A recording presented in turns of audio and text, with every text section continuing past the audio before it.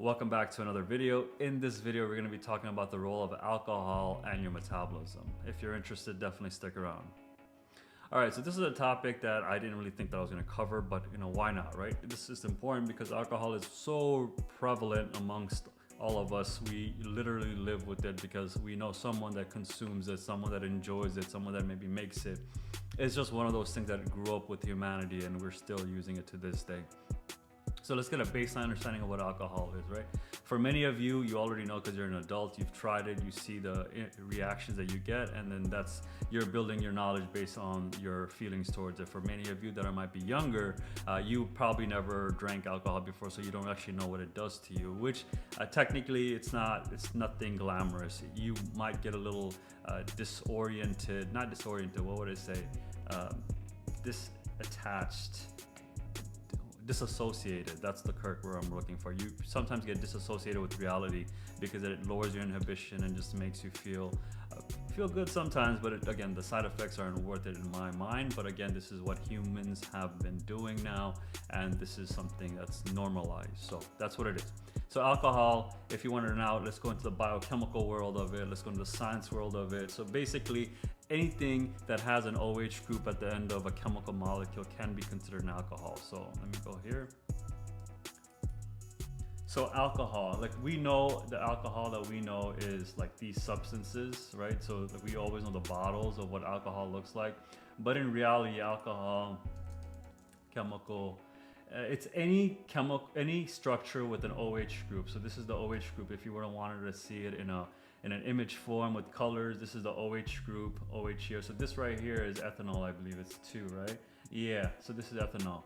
And ethanol is the most common form of alcohol that we actually consume. So if you wanted to think of the traditional alcohol that we are all consuming, then this is what we're drinking actually. So when you hear 98 proof, 100 proof, 1000 proof, whatever percentage of alcohol it is, that means that's how much alcohol is in there, that's how much ethanol is in there, and the rest would be water or whatever other substrates that they put to be within the alcohol.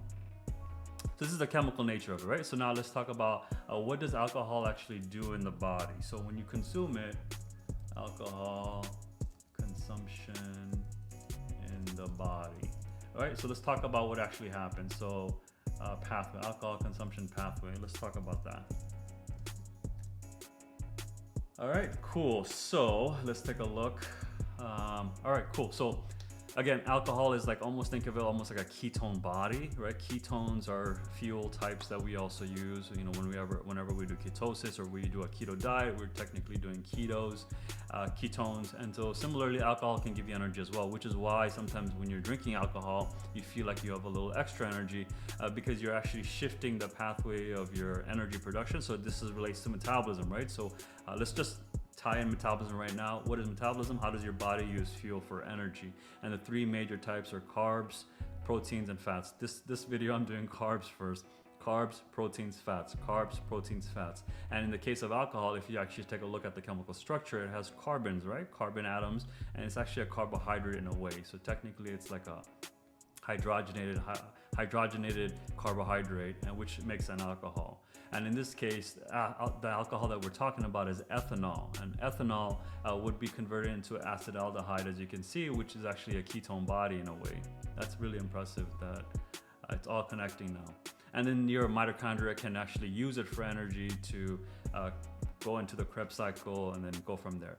But the problem is most people aren't drinking for the benefits, because technically if you drink small amounts of it, your body will benefit like crazy, because you're technically doing something called hormesis.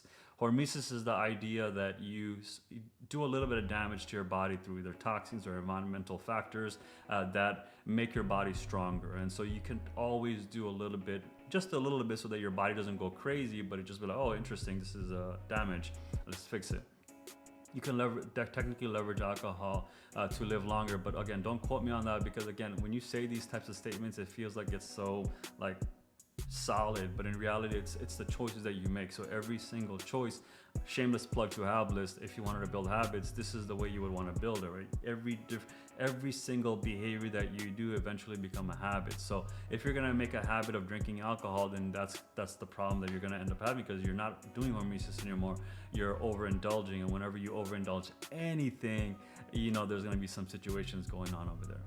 So again, so the role of alcohol, if you're drinking it for social occasion or just, you know, very, very sporadically, not really like intentionally all the time, then you're good. You're good. You don't have to ever worry about alcohol. But it's for the people that do drink a lot of alcohol. Maybe you already have a beer belly already because you drink a lot of beer. Beer is alcohol, by the way. Beer has a bunch of carbohydrates, and on top of it, it has alcohol. So as you can see, it's like a double whammy of bad things happening. It's like you're drinking like, let's just say like 5 sodas of something like that of nature, if you wanted to, you know, sort of amplify the effect of drinking beer. But again, people become connoisseurs of it, and I completely understand, but it's just up to you to decide, is it important to you? What is important to you? And then that's how we juggle the situation. So with that being said, guys, again, just to recap, what are we talking about? We're talking about the effects of alcohol. Let me come back. So we're talking about the effects of alcohol and your metabolism. So what does it do, right? So the alcohol will stimulate your metabolism for a little bit, but then eventually it'll slow down your metabolism, because again, what we care about is how are we using this as fuel, right? How are we using this as energy? If we're not using this as energy, we're storing it. So technically alcohol will lead to storage of energy, which will lead to more fat accumulation, which will lead to all the other diseases that we're talking about. At the end of the day, whenever you have too much fat accumulation, you're gonna have a metabolic syndrome of sorts. Something's gonna be disrupted that's gonna make you store more weight, which then leads you down to the metabolic funnel, as I like to say, right? You start off with being a little bit overweight, you see your abdominal fat getting a little bigger, and you become obese.